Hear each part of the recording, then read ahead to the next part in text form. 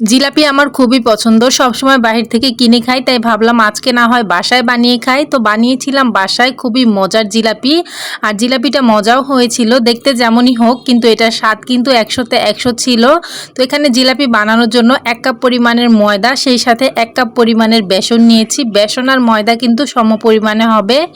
এরপর এখানে দিয়ে দিব সামান্য পরিমাণের লবণ, সেই সাথে এখানে বেকিং সোডা দিয়ে দিব 1 চা চামচ পরিমাণের। আপনারা এখানে বেকিং সোডাটা একটু কম দিবেন, তো আজকে আমার বেকিং সোডাটা এখানে একটু বেশি হয়ে গিয়েছিল।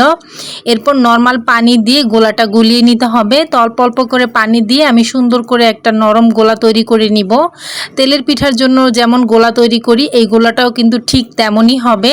এখানে প্রায় আমার 200 গ্রামের মতো পানি লেগেছে এই গোলাটা তৈরি করতে। সামান্য পরিমাণের অরেঞ্জ ফুড কালার দিয়ে দিলাম, এতে করে জিলাপির কালারটা খুব সুন্দর আসবে।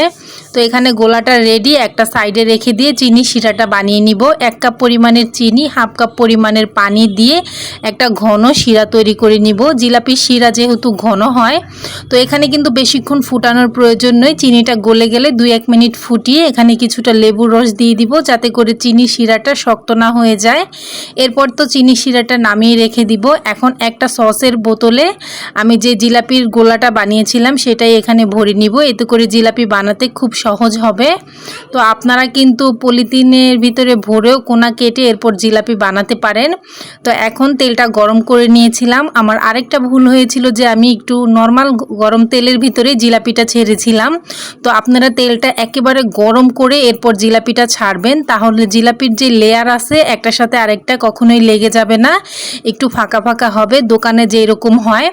এখন জিলাপিটা ভেজে তুলে গরম শিরার ভিতরে 20 সেকেন্ডের মতো চুবিয়ে তুলে নিব, তাহলেই কিন্তু জিলাপি রেডি। তো বাসায় যদি এরকম জিলাপি বানানো যায় তাহলে বাহির থেকে আর কেন কিনবো বলেন। তো দেখতে যেমনই হোক, খেতে কিন্তু মাশাআল্লাহ অনেক অনেক বেশি মজার হয়েছিল। আপনারাও বাসায় এভাবে বানাতে পারেন, আপনাদের জিলাপিও কিন্তু এরকম পারফেক্ট হতে পারে। এটা উপরটা যেমন ক্রিস্পি, ভিতরটা ঠিক তেমনই রসালো হয়েছিল। বানাতে পারেন, ভালো লাগে।